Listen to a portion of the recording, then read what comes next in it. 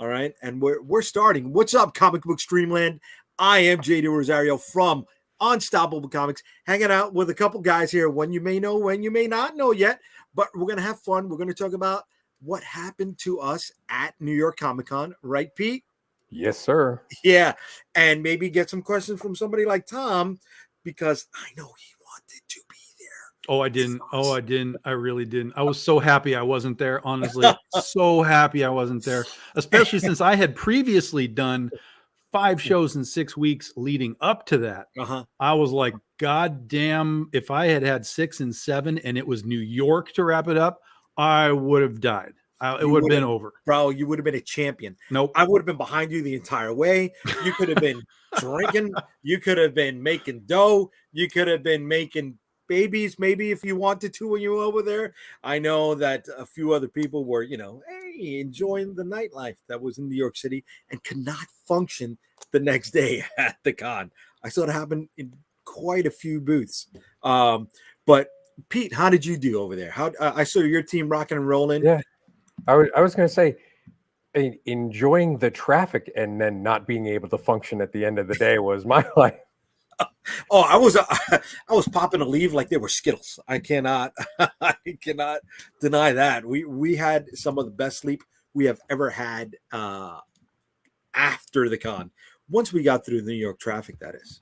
Yeah, no, it was an adventure. Yeah. So our booth was a little crazy, but Comic or Press was there with all our books. And I should first say creator-owned publisher. So yes, I'm sorry. Introduce yourself to everybody who's out here. We started running. Please tell us who you are, what you do, and what you brought to the show. Yeah, so brought all of our books. Unfortunately, with some of the natural disaster going around, there were about 7 missing books. But yeah, we got tons of properties, all different artists. My buddy of 20 plus years in college was there. Nice. I do some 3D modeling for him and the Atomic Brothers Patreon. You name it, we're making chibis and chain swords and all sorts of fun stuff. And then Christian Martin, another comic book guy from Dublin, was in visiting and brought his books.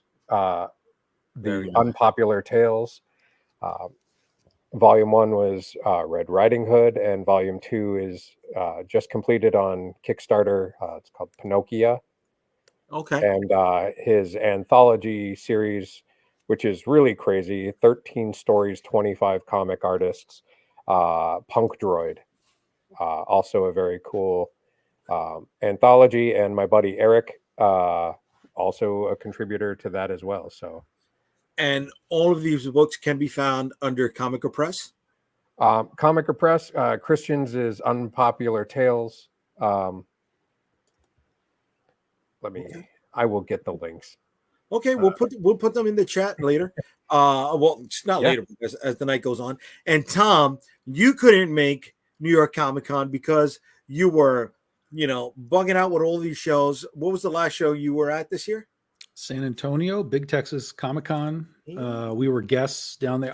Me and Nia Rufino were guests at San Antonio.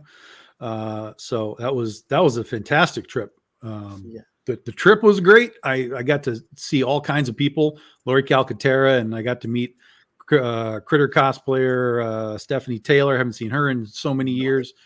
Jen King down at Space Cadet Comics. Was on the way down there. Got to meet Ben Dunn while I was there. It was unbelievable, the whole trip. And then the con was great. It's a cool little con. It's a smaller show, but it's a cool little con. San Antonio, man, they were buying books. That was the great thing, is like, I've never been to San Antonio before. So everything that I sold outside of a few of the BDI guys that showed up was all to new people. So I'm like, yeah, boy, that's how we're going to build this up. So it was really good. Nice. Did you drive down there or no? Yeah. Ooh, you guys went in for the haul. I know, Pete, you drove all the way to Minnesota. You made a stop in Chicago, right? Did you sleep there, or you went? No. So it was definitely a roundabout thing. So I live in Rochester, Minnesota. Drove up to St. Paul to pick up Eric. On the way out, stopped by one of our artists. We publish Lucha Forever and La Llorona. John Avina Comics, really sick, Shout out, John. sick writer, super creative. Picked up his booth so he could fly out with his family, and then hit New York. Dropped off everything for the show, and then we were staying in Jersey City. So turns out that we had to drive everywhere just to make sure we showed up on time. And I gotta say, I wrestled in high school, and every night getting home felt like a full 3-period match. You get in and you just want to hit the mattress. Oh yeah, dude. I was ice bathing it like I was a professional athlete, bro. We were filling up that tub and just like getting in there for 10, 15 minutes, man. I get it. But next time you come through, if you're gonna do New York Comic Con again, hit me up in advance, because there's a few other places that are not Jersey City that I recommend you staying at. You know what I mean? Yeah.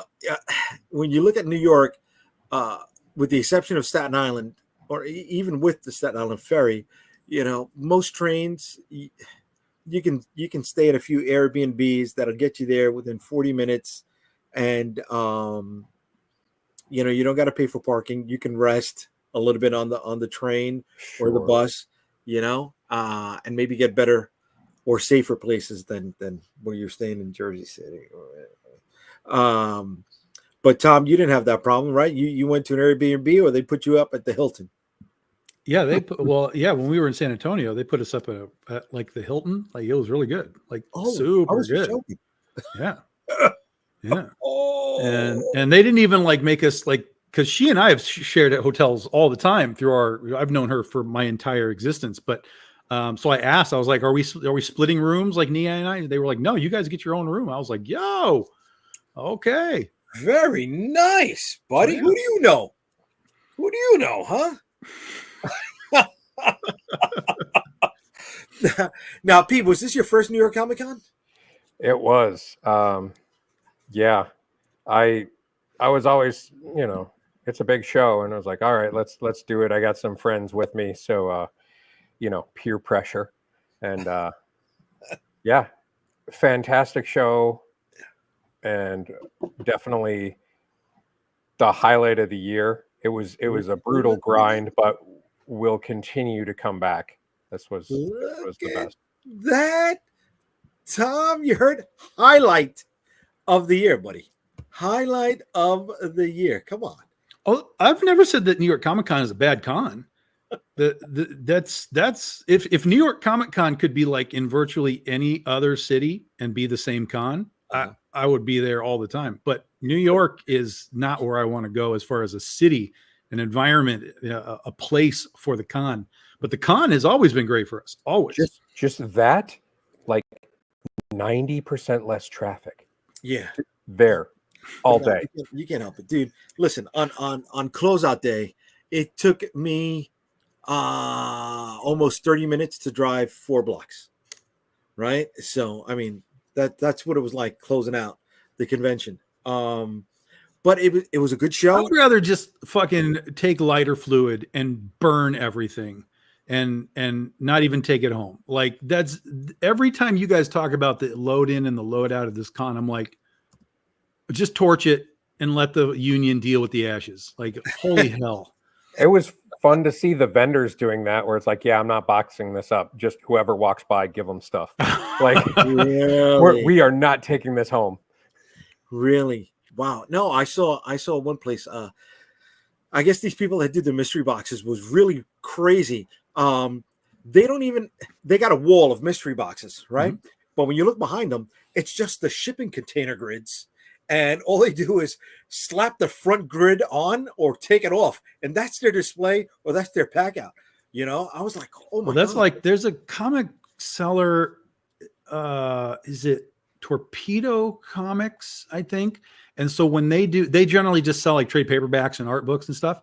And so what they have are like these big rolling things, almost like for like concerts. They're just these big, huge rolling shelving units. like And so the they slide it in, they open the doors, and it's just they're all fucking there, poof, like that. And they have like 40 of them, and they just slide them in, open them up, straighten whatever's fallen over, and then they're ready to go. And at the end, they go boom, and they just roll it all out. It's crazy. Easy. That looks easy. That works, but they need a semi to like. Yeah. Oh yeah, absolutely. Yeah, they have a big truck that they have to back it into, and all of that. But just the breakdown is like, we're done. Send it to the truck. Yeah, dude, it was crazy. Over there, things like that were happening, and Marvel had lines in the morning that just sometimes we were worried that they were going to drown us out, right? That people were not going to come up and down that aisle. Do you want to know something funny? Really cool. Quickly, excuse me. Go. The fact that Marvel, I'm assuming DC was there too. DC was in a really far spot. I don't know if anybody's familiar with the layout of the Javits, but the new building that opened up, they also opened up a small section on the show floor. It's at the far end of the building, but they did not have the footprint that Marvel did. But were they doing comics, or were they all promoting film stuff? They were promoting the film stuff, dude. Yeah. They had a big banner with the Creature Commandos there. Yeah. Like here, the biggest footprints at the New York Comic Con were Crunchyroll, Funko Loungefly, right? Mm-hmm. Funko Loungefly. eBay had two presences on the show floor. Mm-hmm. CGC had a nice presence. I think the biggest presence was Marvel. No, it was not. Excuse me. Oh my God. I think it was a toss-up between the activation for Little Nightmares 3 video game, which had a big, scary Cupid doll that was going maybe 20 feet high. Marvel and the Dragon Ball Z company. I can't say I like to see that because when we were talking off screen, that's why I don't want to be on that floor. If I were to go somewhere, Artist Alley. Bandai Namco had a massive and Tamagotchi. Yeah. There were more toys I remember Tamagotchi growing up with. Big, right? See, but they were the show floor is divided into 5 sections at one point. At this point, excuse me, the big section on the left where Funko has the biggest floor presence, and then you go back. You have Crunchyroll, Jada Toys, Fig Pins. Gary V had a setup over there. eBay had a setup. A really weird Dexter prequel activation was going on over there. Then you had us in the small press, which is underneath the Crystal Palace, where they have the cosplay section. I will say, though, weirdly, with the Dexter and the Crunchyroll and all that, Swarovski and Ryobi Tools. Oh, yeah. It was like there was some real... Right. And there was a makeup booth, but it wasn't special effects makeup. It was beauty makeup. I'd never seen that there before. Then you had us, the small press section, right, which is underneath the Crystal Palace. And then you had the 3, I guess, show floors that can be divided off, where Marvel, Bandai Namco had that one section. Then you had the next section, which was publishers. It was led off by the Little Monsters or Little Nightmares 3, right? Behind them, you had a lot of vendors, right? And then you had the 4th section, right? The new part of the hall where Reed Pop had their vendors area. That was maybe 20 feet of just one continuous booth. You had the Warhammer display back there. You had the DC display back there. You had other toy vendors and comic book people. Then you had the panel section, right? In the new building, and Artist Alley underneath.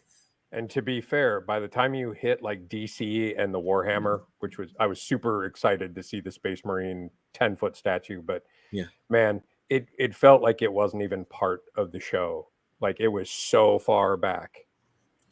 Yeah, man, it was all the way out there, and I think this is the Warhammer statue.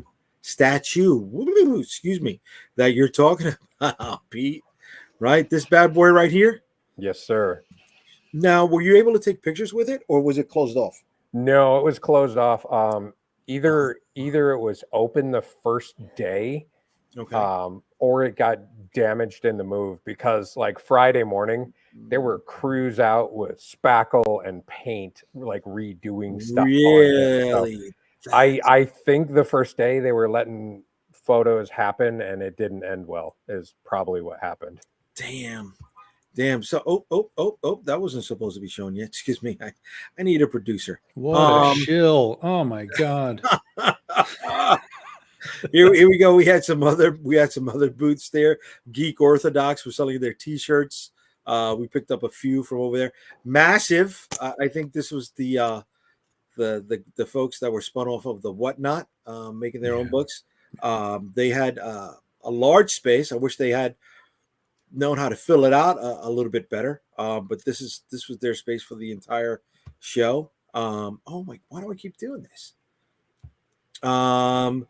You had T-Turtle over there, which had a lot of cute different shirts. Wicked, I thought Wicked would have had a better activation for the movie than, a few floor displays. I will say, what was weird is there was the booth Stylin that was there. They sell Stylin shirts online. and stuff. Yeah. Holy crap. Their booth went to the ceiling of the arena. They, Oh yeah, they've always done thousands of shirts. Right, but they used to have 2 spots on the floor. Mm-hmm. Right, you could navigate the floor by their booth. Based on that, of course, yeah. Crunchyroll had a big spot behind us. I think we were in a great place, Pete, because we were in the aisle just east of them. Right, you had the one aisle that was facing them. But they were underneath the 50-foot ceilings, right? So their light was really dim. And because Crunchyroll had a big presence, right, they didn't have a lot of ambient light. But because we were so tight underneath the Crystal Palace, right, I think our area was very well lit. Yeah, we almost had a ceiling and canned lights over our heads. Yeah. But all in all, I think it was an awesome show, right? I couldn't wait for it to be over, but I also am looking forward to the next one. So much standing. Now, I did have my biggest complaint was the Wi-Fi in the zone. I don't know if anybody who is watching followed us on Wednesday, but I had done a live stream walking the show floor, showing, the behind the scenes stuff and it being set up. And I walked from one wall to the next. That was a hike. Testing out also the Wi-Fi during the same time. Not one problem. Thursday morning, I was ready to launch the action figure campaign, and the Wi-Fi went. Internet apocalypse. Yeah. Oh yeah, that's because all the people were there using it. Now, here's the irony. That happens at lots of shows. They had set up a special exhibitor Wi-Fi that the email was supposed to go out to each one of us with our own password, login, all that stuff. Did not happen. And when the tech guy came about testing the Wi-Fi, he had no idea. It was like, but we got the email saying it was coming. Can we just get on the one that you're using so we could process our credit cards and stuff? It wasn't happening. Tom, you're lucky. You're 6'4", right? No, that doesn't matter. The last time I was at New York Comic Con, I had to walk to the front of the building to get credit cards to work. Yeah, so that happened. I got my own hotspot after a brutal mishap in Wisconsin at a con last year, and I said never again. So I bring my own MiFi hotspot from Verizon, and it has saved my butt repeatedly. Our MiFi was not going through. It was just the bandwidth was overwhelmed. Really? But yeah, I want to say thank you to everyone who is watching us right now on Instagram. Also, Raptor Quill, 30 Comics, J Finals, Death Angel, Norbit, and Eddie Goat Cheese. What's up, brother? If you guys want to get in on the chat, please check us out on YouTube, Comic Book Streamland, so that way we can converse with you, because Instagram is really not syncing that well with the StreamYard platform. So I got to keep checking back and forth. But everybody else who is also watching us on Facebook and YouTube right now, William, David, Glenn, Brad, George, I want to thank you all. Marvin, I want to thank you all for chiming in on the chat and talking with us, hanging out. What are we doing? Is this the Magic Mirror segment? Yes. I can see Johnny and Davey and Sally. They never said my name. Tom. Okay, so let me take advantage of having that opportunity for somebody else. Oh, and you know what? And Brad, thank you for joining us also. Okay, there's other names in here. But thank you all for watching us. It's the most notice me, try hard thing. But here we are, right? We're talking comics. We're talking about what went down in New York Comic Con. We're talking about what happened to you at San Antonio Comic Con. It's just, is it safe to say that con season is over and we can rest for a little bit, or no? Yeah. I mean, there are always cons all the time, but there's not anything to any sort of significance at this point until probably January. Okay. All right. And what's your first one? If I decide to go, Albuquerque Comic Con always wants me, but January is always tricky for me, just because I'm always launching a Kickstarter. I tend to be fulfilling a Kickstarter at the same time. Mm-hmm. And, it would be like a 3-day hard drive there, do the show, 3-day hard drive back. So they want me all the time. This year, it's going to be our 15-year anniversary. So he was like, no, come. And we'll make a big deal out of it. And he brings Nei down, and some of my other artists are there too. So I would say it's probably 70-30 that we will be in Albuquerque this year.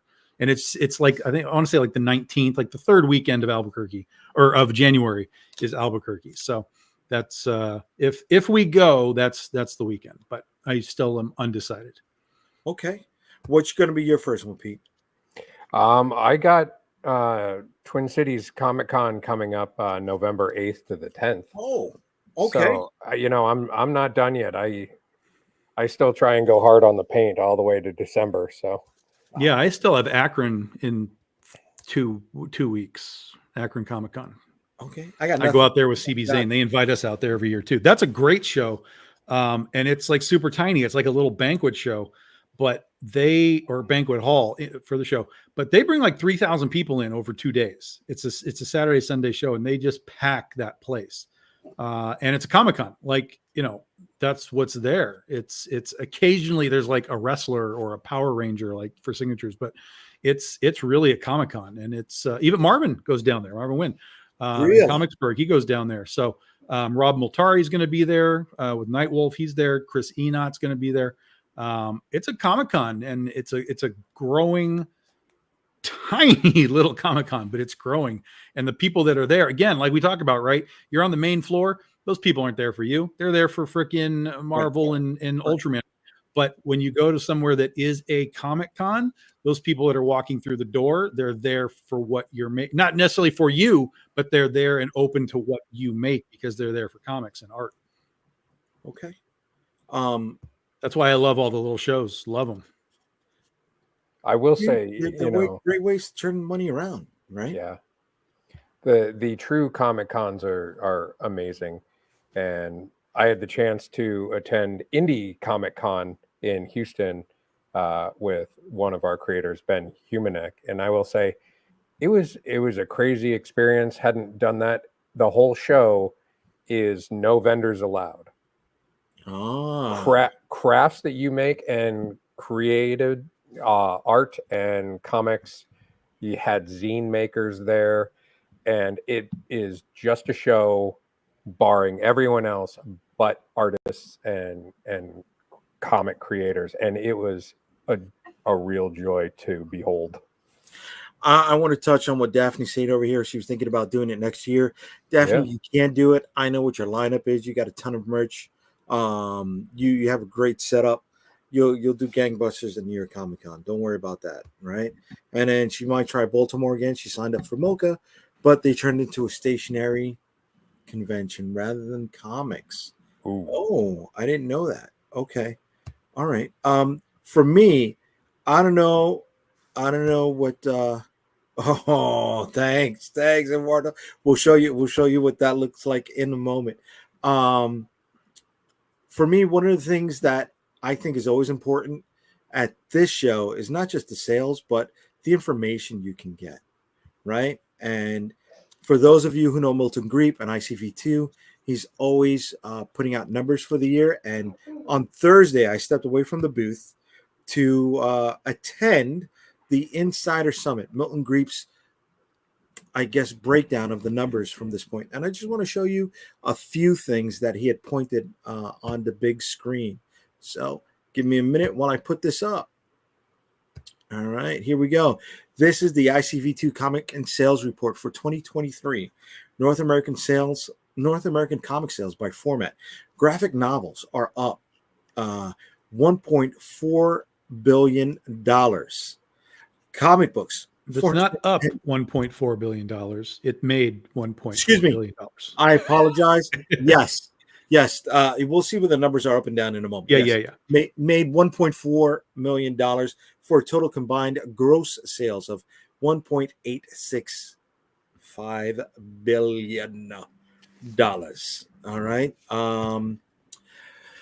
So graphic novels are 78% of the business. Periodicals are 22%. It is the same share as in 2022. The graphic novel share was 70% in 2019. Periodicals are at the bottom of the funnel. Nobody likes Reader's Digest anymore. He also went on to say that the graphic novel sales by content category, author, manga, superhero, and kids. All right. When he talks about author, he's talking about self-publishers and some of the crowdfunding market. All right. So you see where the numbers are between 2022 and 2023. Author sales are all over the place. Growth rate is down 17%, but it still owns 13% of the category. Manga is the gangbuster here. Superhero is what he means by pretty much the big two. And then we have kids. Oh, mamma mia. I really need a freaking producer here. Okay. We're going to get into the comic stores. Comics are up, Tom. You see, up. 11.7% January through August. So that includes the spring and the summer. Up sales or up money? Amazing. More comic book content that nobody has answers for. Make up some fucking numbers. Okay, here we go. In 2024, in the book channel, graphic novels are down 12% in units in the first half of 2024. Manga is down 21% in the first half of 2024. Per Circana, a book scan figures from Comics Pro webinar. Okay, we saw the... No. Go back. Yeah. Likely that dollar decline is not that large. So what we're talking about here is price increases. Yeah. You're talking about graphic novels are down, manga is down, but the dollar amount isn't down. That means price increases on books. Okay. That's what's helping support some of this quote unquote growth. There we go. How to lie with statistics. Yes. There you go. Summer trends at comic book stores. Marvel's up behind Ultimate Titles and X-Men. DC Comics Compact are a hit. Strong launch from Ghost Machine, from Image, and Compact Comics. I think are the DC things side that are smaller, right? Yeah, yes. The 9.6. The manga format. Oh my god! Yeah, I've seen some of that. Plus the content itself is like it's just weird content. I'm curious. Did he ever differentiate when it's like graphic novels made this? I would love to see a breakdown of. Are there? I got tired of writing, so I was just taking pictures of the screen. Licensed comics from mid-tier publishers are thriving. So the Hasbro titles from Skybound and Image, the Teenage Mutant Ninja Turtles, Thundercats, Space Ghost, Dick Tracy, and Flash Gordon from Mad Cave. So I guess the summer trends were the licensed books. Well, number one. Okay, I mean I can destroy all of this, but I'll let you continue. Dude, I'll let you continue to smile until I'm ready to just. This is me just posting I understand what he spoke about. I'm right on your heels, Tom. I know what you're going to say. So here we go. The top publishers in comic book stores. All right. Quarter 3, 2023 comic book store market share. The ICV2 analysis via Comic Hub. Right, because Comic-Con is not pretty much doing business because Diamond doesn't have all the numbers right now. So he's using Comic Hub. So yes, there is a little bit of salt that you got to take with this. So Marvel is still up 1 from quarter 3 2023 to quarter 3 2024. Marvel, DC, and Image have not moved. The top 5 haven't moved. Or the top 6 haven't moved. They never moved. But if you look, Dynamite went up it did 1 from 8 to 7, right? Yeah. Viz dropped. Oni showed up, whereas Oni wasn't there before. That's interesting. Titan dropped. Kodansha dropped. Yeah. Oni's got some new stuff out. So yeah. Okay. So there's that. Here we go. The top comic periodicals for the summer of 2024 are pretty much all owned by Marvel, with the exception of Ninja Turtles in the 5 spot at IDW, which has a great new logo that people are loving out there right now. Yeah, Jesus Christ. Oh my God. Someone's going to get fired. Yeah. Okay. The top graphic novels in comic book stores in 2024, which Marvel doesn't even have a presence here. So IDW leads the top with The Last Ronin from Ninja Turtles. Then we have Houses of the Unholy from Image, Transformers from Image, Batman, The Court of Owls from DC, Something's Killing the Children from Boom, Watchmen still going. Oh, excuse me, the DC Compact Watchmen. All right, so they shrunk it. Yeah, that's the Court of Owls too, is the compact. Oh, I'm sorry, it is. Yes. All-Star Superman is also a compact. So the graphic novels compact is moving DC up the chart, right? Then we have Duke Volume 1, which is the G.I. Joe tie-in, Universal Monsters Dracula from Image, and Cobra Commander, another G.I. Joe tie-in. Top author graphic novels. Here we go. All right. We have House of the Unholy from Image, Something's Killing the Children from Boom. Top author, so this means kind of self-published, but not the big 2, right? Because Image is still a top company; they're number 3, right? But these are the ones that right. But Image is a company, but everybody within Image is its own thing. Yeah, okay, that makes sense. Of Image pushing the marketing stuff for them. Yeah, right? yeah. Okay. So you've got Friday Volume 3. Christmas Time is here again. I've never heard of that. Saga's in the 5 spot. It's Lonely at the Center of the Earth from Image. Department of Truth from Image. Something's Killing the Children from Boom. The Boys from Dynamite, I guess because of the show. And Do a Powerbomb from Image. Maybe people buying his back stuff because of what he did with That's exactly Joe. right. Yeah. What's next? God damn it. No, this is super good. Here we go. Chainsaw Man, top manga comics in stores for the summer of 2024. Chainsaw Man, Berserk, Junji Ito. Nobody knows what any of this is. Yeah, I don't know what any of this is. I'm sorry, guys. I know what Chainsaw Man is. That one I do know, but the rest of that I'm not going to have any concept. Dragon Slayer, My Hero Academia, I've heard of it. So we got Viz Dark Horse, which is wild. Because it's licensing Berserk. Okay. Younger me was hyped to see the 25th anniversary of Bleach. Okay. I don't know what Bleach is, but okay. I think I did this one already. Top Kids. We're not doing kids. And I think that was it for that, guys. Yeah, if you want more information, you can go to ICV2, and I'm sure he has put those numbers up on the website. Here we go. I think manga is able to flip over quicker, just translate and Americanize the content. No, because you got to shrink it. And, how do you shrink it with. No, manga's already that size. You don't have to do anything. For us, excuse me, for us. I apologize. Oh, if he's talking about like turning it manga size, yeah, that's a different thing. Yeah. But you can get something that's close. It doesn't have to be exactly that rectangle. It can be a little bigger. Like that's the compact content for DC. It's not exactly a manga size. It's just sort of a shrunken thing. Gotcha. Yeah. Calderon, you could have cursed if you were here. You know what? Okay, buddy. All right. You don't love us no more. Yeah, and he had some things to take care of. Daphne, I'm seeing more Korean comics going head to head with manga. Yes. And most of them are webtoon style comics, making the jump to print. I have seen that too. Junji Ito is known for its horror manga, his most famous being Uzumaki. Yeah, okay. I hope I pronounced it right. And then here we go. A lot of content that Crunchyroll shows up on their app. Yeah. All right. So that's one of the things that I like to see. I like to know where the numbers are headed. But the fact that but all those numbers. It's all in the interpretation, like we just talked about that one time, right? Yeah.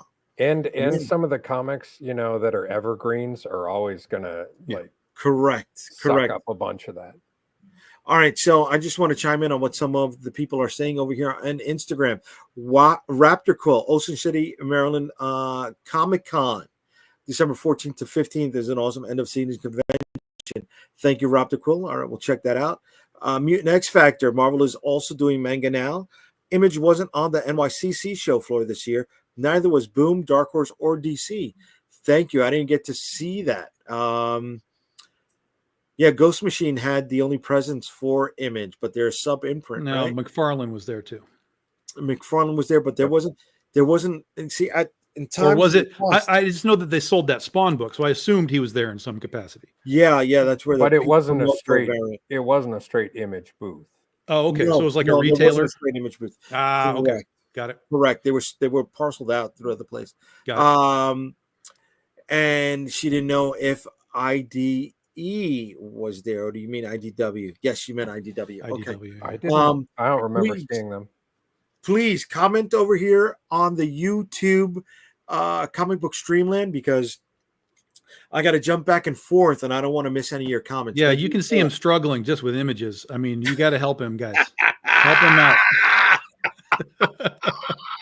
Guys, I'm turning older. I just hit 49 the other day.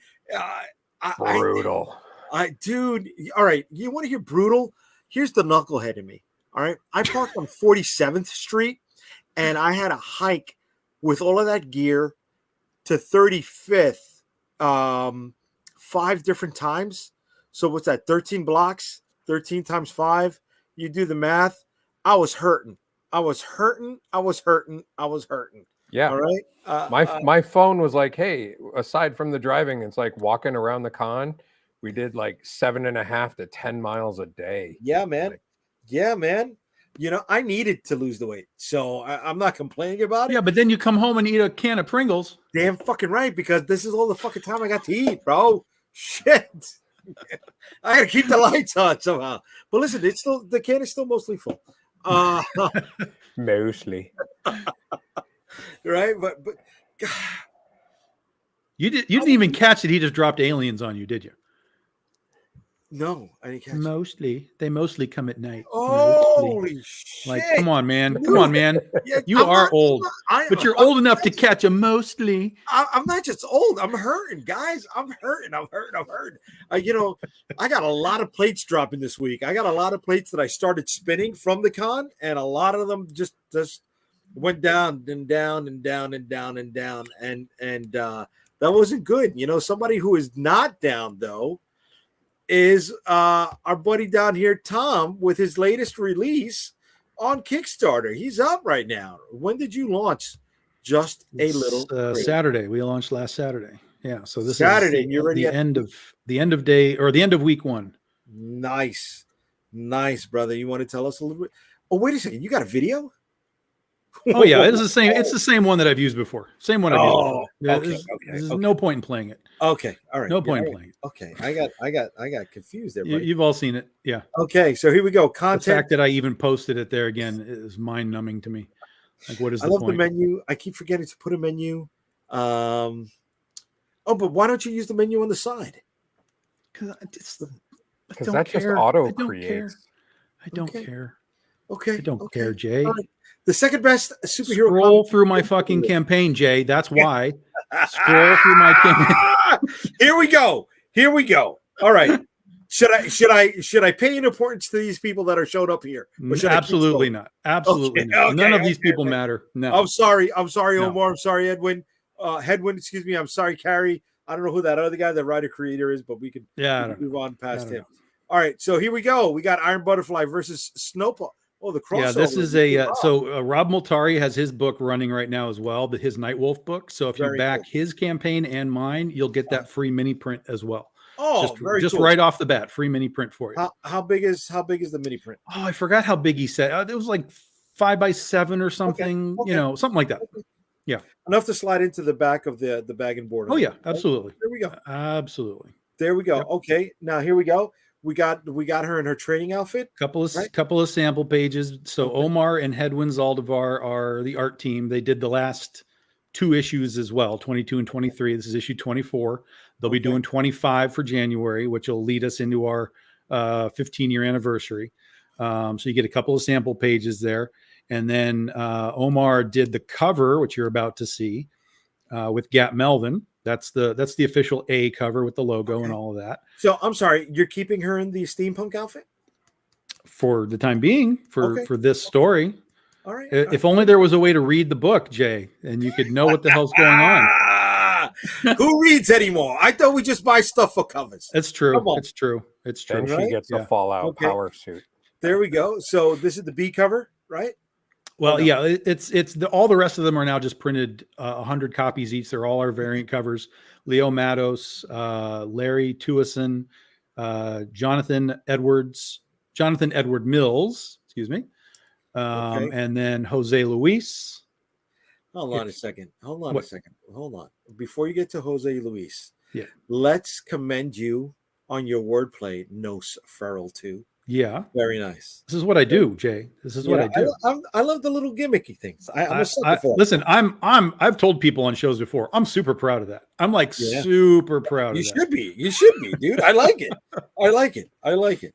All right, here we go. Catgirl of Mars. Catgirl of Mars. That is Jose Luis. He is the original critter artist from way back in the day, and he's come back to do a bunch of covers for us. We have Jimbo Salgado doing his amazing Catpool cover. There you go, Jimbo. All right. We have Drax Gall, who's been doing stuff for Dan Mendoza and Zenoscope. This is his first cover for us. Okay. This is MR Gunn, who's been doing a series of these profile covers. And then Terry Parr has this great little animated style that he's been doing some stuff for us. I like it. And then the Doghouse Team Up is teaming up our characters from our different books, having a little fun with it. And then this time, for the first time, we have these mystery envelopes. So there are alternate versions of the covers that you just saw. Like there's the Nosferatu alternate. There's a Catnip alternate. And then there's a Schoolgirl Kitten alternate. So these are all mystery envelopes. Nice. So you buy an envelope, you will get one of those 3 covers. All of those covers are limited to 33 copies. That's it. Okay. But if you want them all, if you just decide you want them all, we set aside a certain amount where you can just grab them all at a discount. We do have that for you. Okay. And if you just want to grab the book and check it out, there's your quick catch up. There's the most recent 4 issues. We have digital copies. We have all the old, right there, the trade paperbacks, the collected editions. You can get those physical or digital, however you want to do your collecting and your reading. You can get all 10 of the new covers in one shot with, again, with a nice discount. Plus, remember, all the prices that you see have shipping included. So it's not $200 plus like another 20. It's just, that's your price. Oh, we got to talk about that also later on. Yep. And then all of these are, and then all of these are available foil metal if you like the really fancy stuff. All of these are printed to order. So, generally they land somewhere in the area of like 20 to 30 copies in existence. So they're very rare. They go into people's collections. They usually don't come out. So if you like the really fancy stuff, we got that for you too. Okay. And then at the bottom, we've got all the various, the toys. We do have the figures still available as well. You got a toy, Tom? Yep. What? Action figures. They're action figures, Jay. Action figures. We have the figures available, and then we have just Big Dog Ink stuff. So if you want to get into some of the other series that we do, we've got some back stock available on some of our issue number ones, some quick catch ups like Goth Day. You can dive into Big Dog Ink however you like, in addition to Critter. There we go. So you launch on Saturday. And then there's all our social media. So however you do the social media, just click on those things and you can sign up to follow us. Way to be, brother. Yeah. So this, let's see, you're at 8. You're still at 8. 84.43. You got tomorrow. Yeah, tomorrow we are opening the 1 week window for artist editions. So we're going to be printing 3 of the covers from this campaign in their original pencil format. And then we'll have 1 retro artist edition that's going to be from Nia Ruffino from a cover she did many, many years ago. So, and again, all of those will be printed to order based on orders that we get from Saturday to Friday of next week, or this coming week, I should say, tomorrow through next Friday. Yeah. Okay. Way to be. Okay. Now, everybody who's watching, Tom's not the only one that's got something going on. All right. We're going to show what our new friend Pete has over here at Comiker Press. Yeah. All right. You want to talk about this, Pete? Yeah. So there's a lot coming that's not here yet. And hopefully in the near future, we are doing a kind of dual announcement pre-order coming for Halloween. So got lots of great stuff on the shop right now. Those are kind of the OG Comiker. All right. And after COVID and stuff, we rebranded, relaunched, and have been doing things a little bit different. And new to the Comiker roster is Lori Jameson, who is working on an LGBT anthology series. It's basically like slice of life, relationship stories couched in horrors, and super fun, very cute, all ages for those who are interested. And it's going to be really solid. The first one in that lineup, because we're doing kind of a creature double feature. The first one is Party Animals. So basically the main character, Onyx, kind of a super nerd, doesn't like to go out or engage, and parents basically threaten, that they need to get out of the house. So the head football quarterback is throwing a party at their house, and all the ragers. So they go there, run into their mortal enemy. They don't like this other guy, but they kind of really do. And in just sitting down to talk and get to know each other, football team turns into werewolves and starts ripping up the party, as happens. That's how we do. That's how we do, exactly. Bro. And the second one, another kind of relationship romance story, little bit different twist. It's called Blush, but that one is going to be a vampire story. Okay. And when's that one coming up? Pre-orders are going up Halloween, and you can get that on Comiker Press. At Comiker Press. The other latest announcement to the roster for Comiker Press is Danny Barham with his 4-issue graphic novel that we're putting out, Halloween Team. So think Scooby-Doo, Stranger Things meets Supernatural. Okay. Group of friends, 12, 13 years old, basically solve mysteries and deal with monsters and creatures in their Greenwood, Massachusetts town. Fast forward 20 years, and they've all kind of gone their separate ways. Tommy, one of the leaders of the team, meets a girl on a dating app, Laura, and good news, they set up a date. They get together, and he's feels like he really knows this person, but has never met her before. He's confident. She disappears, and he thinks he's been ghosted. Typical dating app stuff. And then gets a message from her with all these sigils all over it saying, I really need some help. I'm trapped. I don't have much time. You need to get the team together. I need them. Please hurry. And so then it kicks off. And, the classic, we're getting the band back together. Okay. Adventure. So and when those are going to be pre-orders go up Halloween. And if all goes well, everybody should have them ready for gifts and stockings before Thanksgiving. That is the goal. Okay. So all the artwork and stuff we're kind of keeping for the big reveal. Trying to do something a little bit different than Kickstarter and do just an internal launch and I having wish some you luck fun. with it, brother. You know what I mean? You can get all of that information at Comiker Press, and the link is in the chat for those who are interested.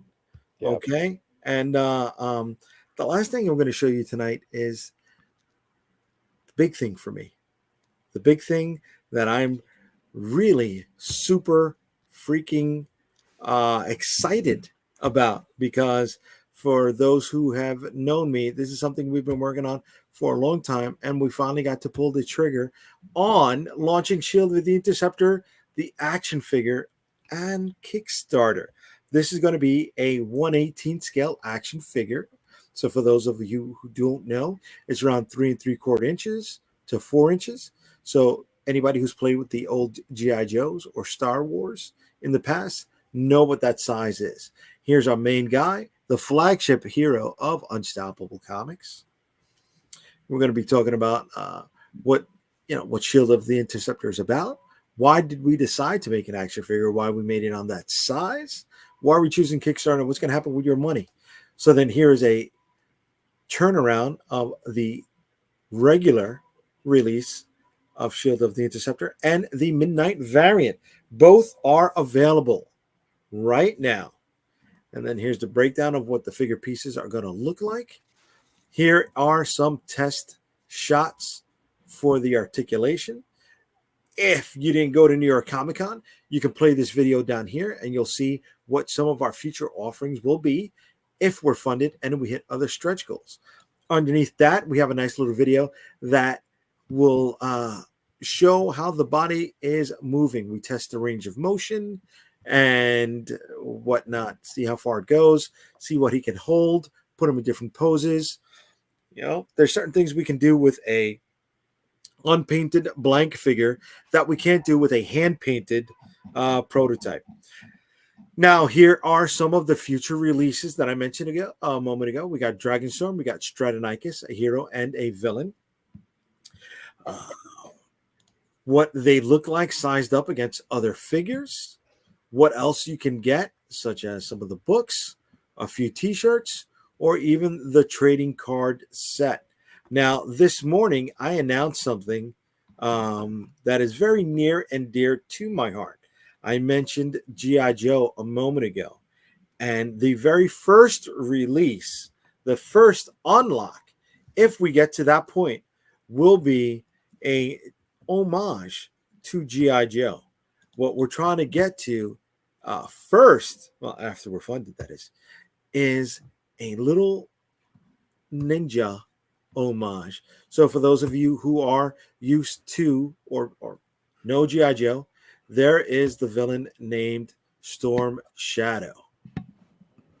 And just testing out some of the different looks that we can apply to this figure, right? So it's not actually canon within the story, but our way of saying, hey, we love some of the same things that you do. So we put him in a variant outfit. If you remember what Storm Shadow looks like, here we go. This is him, white with a black stripe and the red cobra emblem on his chest. Now, we don't have the emblem on his chest, but that's why his eyes are red. He has the black piping to simulate some of the leather straps that were on the body of Storm Shadow. And here is the turnaround of the figure. He will be unlocking at 56,000. Yeah, we got to get there. He's a 118 scale action figure. There's 26 points of articulation. He comes with the shield. And like I said, this is an homage to that G.I. Joe Ninja. I really, really hope we can get to this point. I hope we can get this funded. We've put a lot into this, and I don't want to end up on the couch, folks. For anybody who has gone down this road, it is a headache. It is scary. It's exciting, right? And we got a long way to go. We got a long road ahead of us. But that's why I call it Unstoppable Comics. I'm not this great big engine of destruction, right? I'm the little train that says, I think I can, right? I just need everyone's help to push me up that hill. And if you can, let's get us there. I want to see what some of the people here are saying on the show. All right. And seeing them in person, they are super dope. Thank you. Thank you. Thank you, brother. All right. Eduardo Rodriguez, he really loves it. It's dope. Michael, what's up, Michael? What's doing, brother? And David coming back saying it's giving off the classic chase variants that the collectors used to hang out at KB Toys to try to get. Yes. Karate chop action and kung fu grip. Right. It's got a kung fu grip. But check out the campaign. Look through the videos. You see the articulation test and the range of motion. We put a lot into this. We really, really did. For those of you who don't know, we're going to get these guys manufactured, in Colombia. We're not getting them done in China. The few reasons for that is, well, from New York to China, it's an 18-hour flight. From New York to Colombia, it's about 5 hours and 40 minutes. I speak Spanish. I don't speak Mandarin. I don't speak Cantonese. So there's not really much that's going to get lost in translation. Some of our collaborators that have worked on it, such as Shield of the Interceptor, the Dead Princess Vicky Sticks, and our colorist for quite a few of the books, live in Colombia. So if I cannot get there quick enough, or if we want to just take some photos of what's happening or do some spot checks for quality insurance, we can do that in a drop of a hat because they're part of the team. They're part of the family. That's what Unstoppable Comics is, right? Pete, you saw it. Everybody, that was, I don't know if this is like this with either of you guys, but it's hard for me to differentiate it being a sales event as opposed to having a weird family reunion with folks that you only get to see at Comic-Con. Do you guys feel that way at all, or is it just straight turning and burning? I'm always about the new connections in the con family first. Okay. The sales will always be there, but everybody you get to meet who's in the trenches doing it with you is so much more important. Yeah, brother. Oh yeah, man. What about you, Tom? Is it, welcome to my living room, or is it, check out our latest offering? When I was married, we used to literally bring like 6 people into our house to C2E2 to man the whole booth, but they'd come from all over the place. Jesse Wichman and Jen Brumall and Nei and all these guys. So nice. It was always like just come and come to the house and stay at the house, and and then Carrie Castor, she lived down the street, so she'd take some of them into her house. If we didn't have all the space. So it was a multi-tiered thing. Wait, you're that close to the McCormick? It's like 45-minute drive. Okay. Because of traffic, I get it. Yeah. I get it. I'm the same way. I live by JFK, and depending on traffic, it could be anywhere between 30 minutes to an hour and change to get to the Javits from my place. I didn't know you put people up. So it was so a time. how much do I got to throw down for a lakeside view? You know, maybe a ride on the boat next time I do C2. What's the? I'm not there anymore. Oh, you son of a mother! I'm in Michigan now. I thought that was close to it. It's a little more You of a think Michigan is close to Chicago? I mean, it is in the grand scheme of like the universe. Dude. It is. Look, as far as driving from Michigan to Chicago, no, that's like 4 hours. Okay, because I drove from New York to Chicago, and once I got on the Ohio State Turnpike, I went road blind. Okay, I don't know what comes first: Indiana, Michigan, Kentucky. I don't know. Maybe I passed through there. You know, if you're on the 80, you don't touch Michigan. You go through Indiana, or sorry, you go through Pittsburgh. Jesus Christ, Pennsylvania, Ohio, Indiana, and then you go up into Illinois, Chicago. Okay. Yep. Okay. Michigan sits on top of Indiana and Ohio. You just skirt it, but it's the fastest way out. Yeah. See, if you're going into Michigan, you've done something wrong on your way to Chicago. Oh yeah. Okay. Yeah. Okay. You've added time for whatever reason. Now, correct me, please, if I'm wrong on this. You're wrong. But isn't Chicago on Lake Michigan? Basically, yeah. It touches a lot of stuff. But though. You understand that Lake Michigan is gigantic. I understand that it's gigantic. Yeah, I do. But I always figured, it's right there.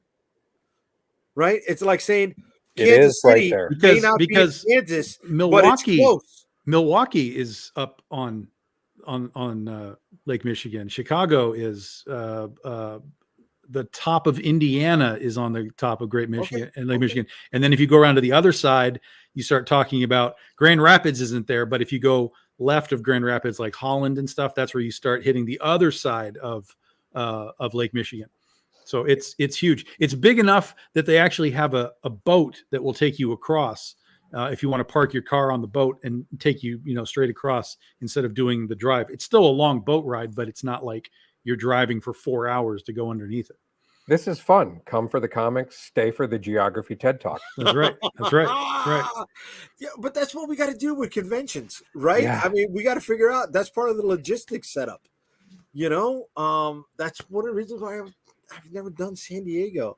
It is it's gonna be it's the same as San Diego. It's the same as New York. To New York. Listen. Here's the thing. It's the same as New York.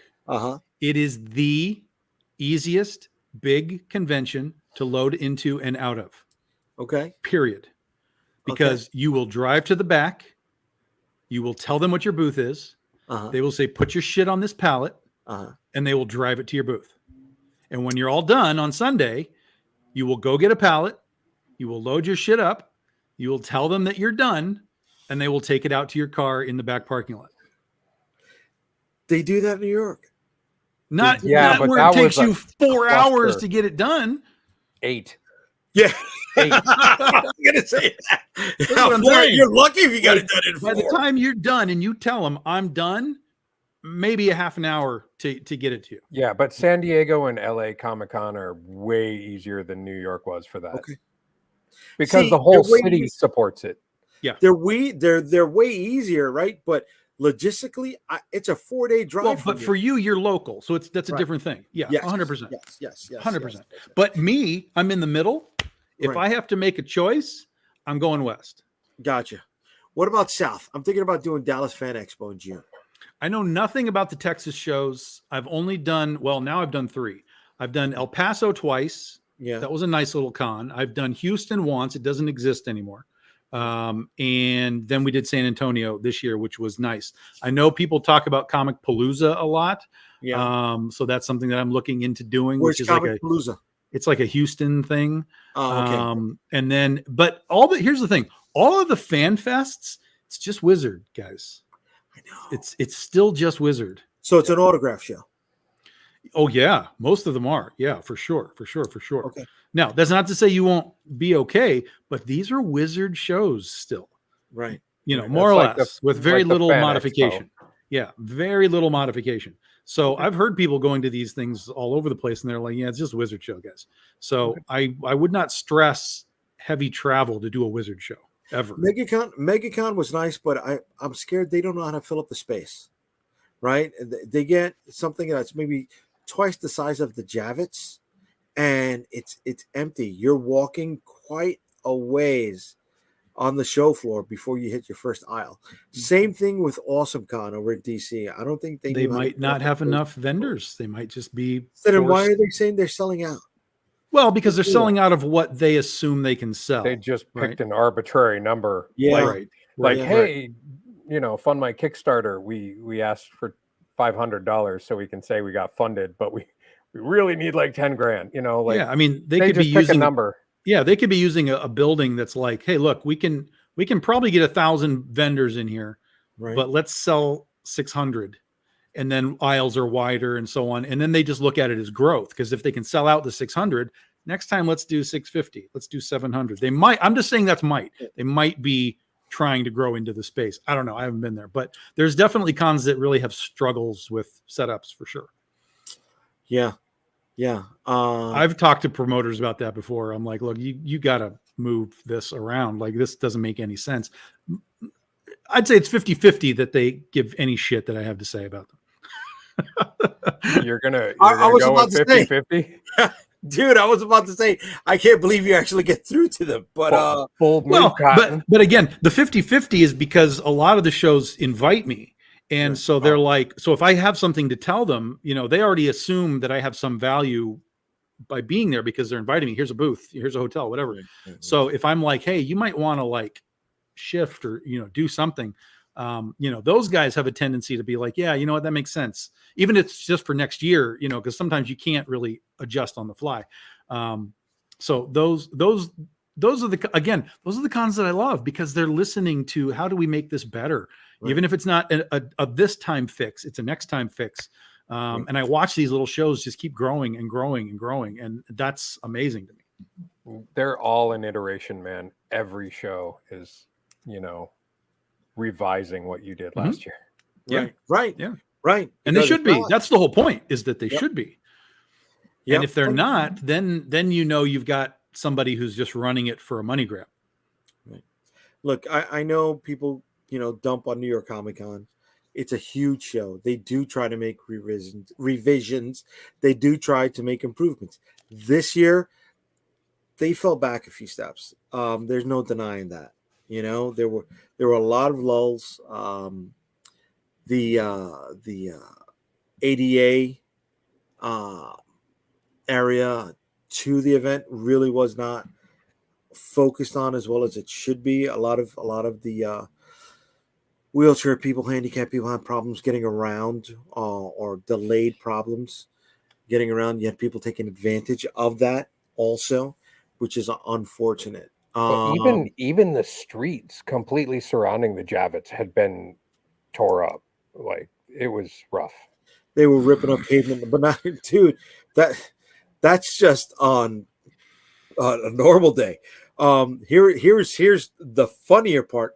On Sunday, there was a bike tour for, you know, muscular dystrophy that started on 86th Street and the West Side Highway, and ran all the way down to the Brooklyn Bridge.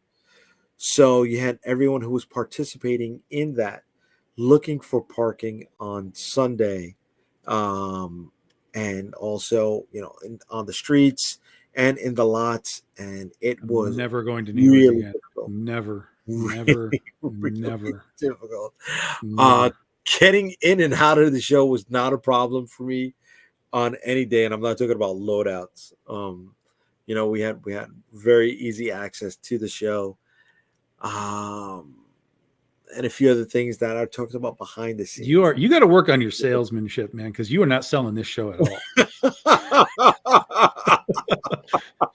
You're at Comic-Con watching the show going like, we're not letting this guy back in our town again. First rule, don't panic and always keep your towel. Yeah, brother, always bring a towel. You know, but it was still fun though. It was still fun, you know. Um, I can't deny that. And I got to meet you, Pete. Yeah. Listen, I don't want to be all kumbaya right now, but it was a cool dude. I think we had a nice bond from setup day. Yeah. You were a cool dude. We were bullshitting the whole weekend, and we vibed off of each other. We helped out, what we could. Um, One thing that I unfortunately I don't know how to play this, but they're still douchebags. You know what I mean?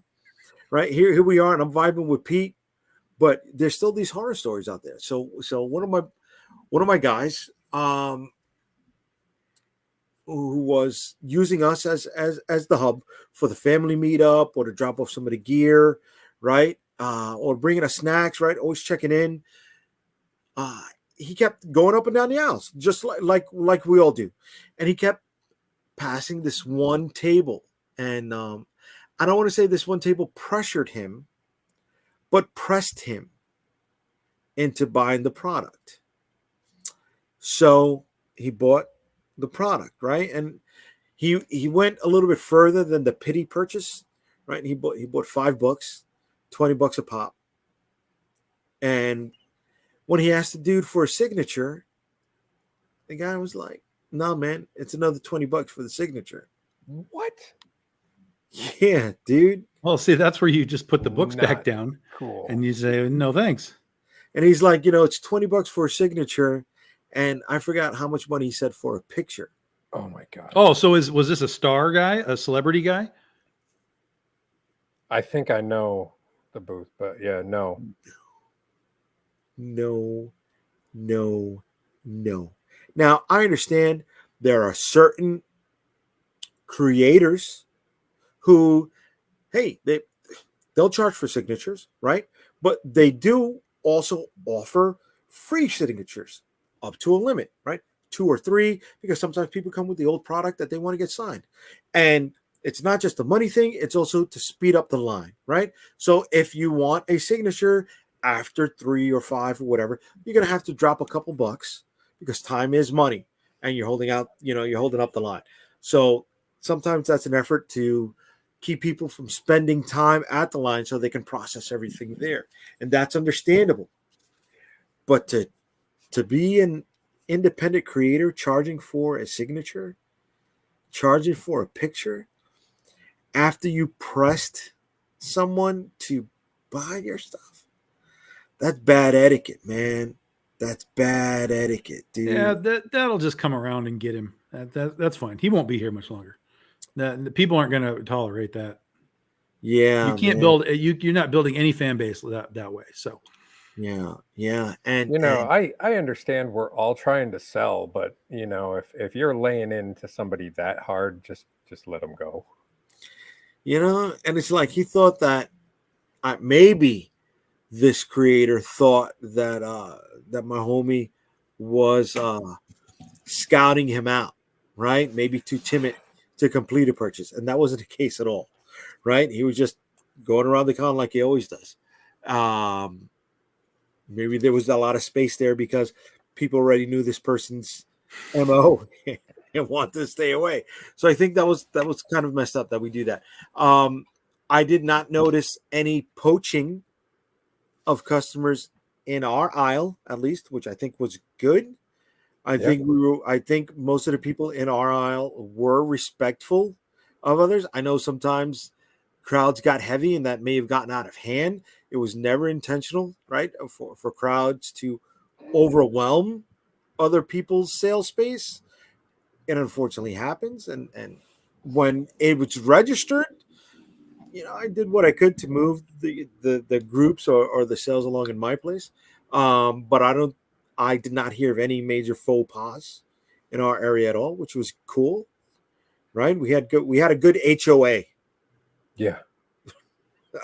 Right, Tom, you had any problems like that in San Ann or no? no, for us, we had like a corner, and then she was in a booth like right next to me. Okay. And then next to her were like a couple of other artists, but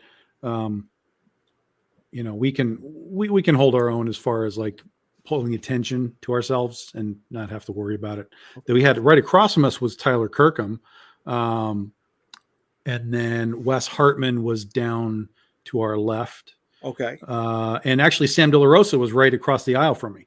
So it was like we were here and he had the other corner right there. So, we had traffic coming between us and, it was fine. It was fine. Okay. I just want to chime in and say what's up to everybody who's checking us out also on Instagram. I know I got to keep going back and forth with this, right? But Isom, 2Jib, Spencer Antonio, what's up? Kiddo Comics and the Mark with a Mouth.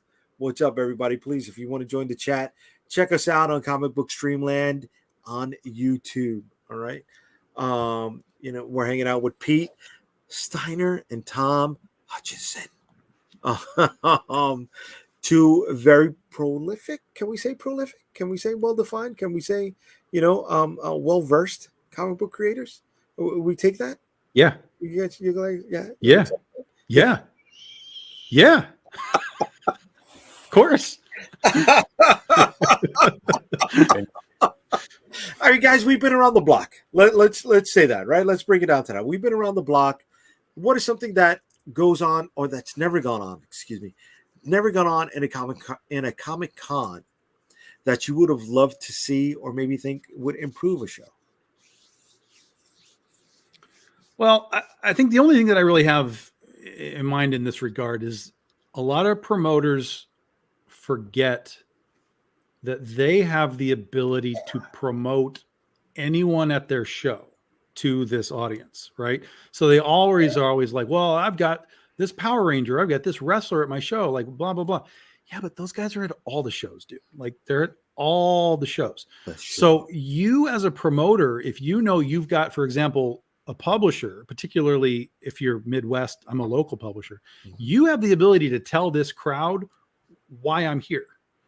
You have the ability to tell the crowd. Obviously, I do too when I'm in the thing. But if you as a promoter are like Power Ranger and wrestler and Big Dog Inc., right? If you as the promoter are lining up your comic book people as equals of value to your attendees, you change the perception of who those comic creators are. And the comic creators always take backseat, if not trunk space, at these cons as far as the promotion goes. Now I'm on websites, like I'm listed as like there, but I'm talking about like the main promotional stuff, right? It's like, these are our stars and these are whatever. If I'm not there, for example, San Antonio, if I'm not going to be on there, that's fine. Put Sam on it. Put Sam De La Rosa on it. Hey, Venom guy like is here, like do that at least, because now as a promotion you are promoting comics at a Comic-Con versus saying we got movie stars at our Comic-Con. Right. Well, yeah, but again, all of these shows have this stuff at a certain level and size. So promoters need to understand that everyone that they're there, particularly the people that are guesting, like if someone's buying a table from out of town, you don't know who they are, whatever, that's whatever. But in a situation like me, if you're guesting me, you should probably tell your attendees why you guested this person. Yeah. And then that just starts to change the perception of what a Comic-Con can be again, back to comic. Because like I said, when we were at San Antonio, we sold a shitload of books. And these guys have never met me before. A lot of them knew Nei just because she's worked for like DC and Marvel and all these other things. So that was that. But the fact that we were selling Big Dog Inc. books to people that did not know who we were, it shows that you can do this. And if the promoters take a minute and go, all right, what if we promote all the movie stars this week, and then next week let's do the same promotion, but let's put all the comic book guests on there. Sam De La Rosa, Tom Hutchison, Nia Ruffino, Wes Hartman, Tyler Kirkham. These guys are all here. That tells your potential audience that we have value and that they should come find us when they're at the con. And it breeds loyalty, doesn't it? Right? Sure. You go out a little bit more for somebody who's popping your name out there. Sure. Yeah. Right. And I try and pop the con's name as much as I Yeah. can. Like even Great. when we were at the con, I was like posting pictures all the time. Like I was Mhm. like, hey, if you're not even here, we'll sell you books and we'll sign you books at the, every time I post one, it was like, if you're not big Texas Comic Con, hashtag link, the whole thing. So if someone clicks on it, they can see what the con is. If you're not here, Nia and I will sign stuff and send it off. So I'm always tagging the cons. I'm always tagging where we are. I'm always trying to tell people like, come here, come here, come here. So if the cons reversed that and actually told the locals, hey, Tom Hutchinson's here, you should go see this guy, versus just, hey, when you come here and you see the Lord of the Rings guys, we got comics too. Right. Like that. The more you can sort of integrate all of the, the guest portion of your stuff, the more you can change the value of the entire show. Yeah.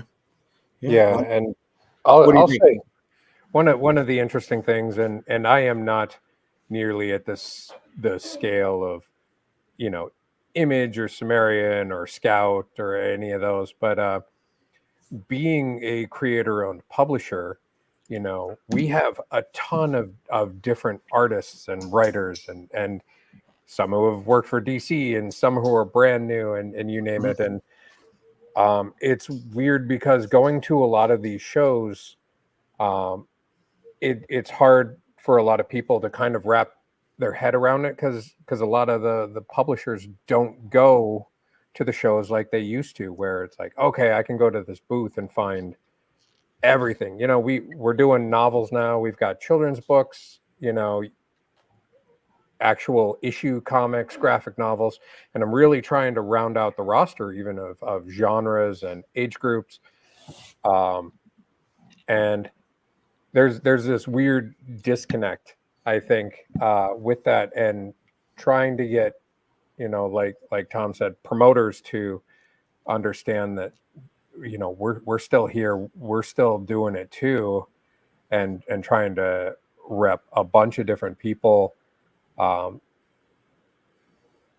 Just I guess help out the exposure too, where I don't want to just like pull one of my artists as, like the flagship for the show or whatever, because everybody on the comicer team is super badass, Yeah. and they're all great, and so it's one of those things you kind of iterate too, like how as a small indie publisher do you kind of promote that, because we are really trying to set the bar as far as like, Right. hey, children's books are comics 1.0, like get them in little. Right. And I hear it. I think, in my opinion, what you're talking about is sometimes when we don't have the machine to push us, like some of the bigger companies do, we have to spend as much time selling the tickets for the seat on the ride next to us. Yep. Right? We got to sell the experience that we're going on as we pitch the book, and hoping that they want to take that journey with us. I feel that's what you're trying to get at, right? Yeah. One of the things I'd like to Comic Cons to try to get at is a little bit of what Tom was bringing up, and maybe have a main stage, maybe have a focus. I don't want to say treat it like a Jerry Lewis telethon, right? But have something going on where, hey, every once in a while, if there's a slow period, find a way to flex that into your scheduling, where you could get some of the other vendors or exhibitors up there on that main stage to focus what they're selling for maybe 10 or 15 minutes, or maybe less than, right? Because people get lost in the crowd. Maybe they want to take a picture with this kit of a show. I mean, a kit of a vehicle that was on a show somewhere, right? That wasn't the exact thing, but a nice little kitted replica of it, or the lesser D celebrity or something like that.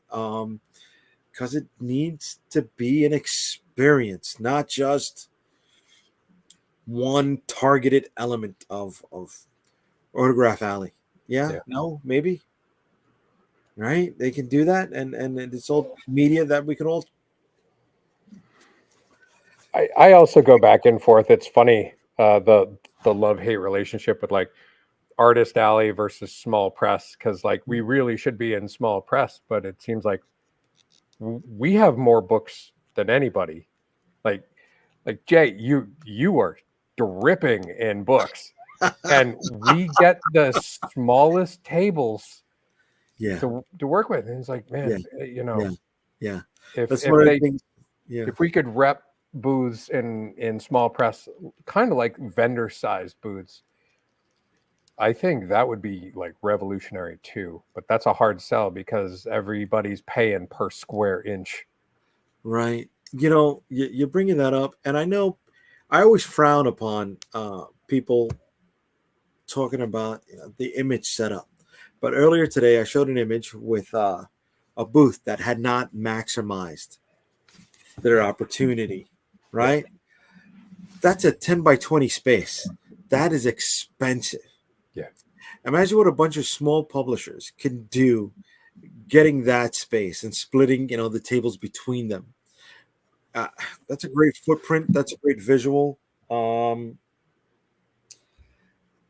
I think that could be a win, but that's a conversation for another time because we have hit the hour and a half mark, ladies and This is where gentlemen. Jay needs an app.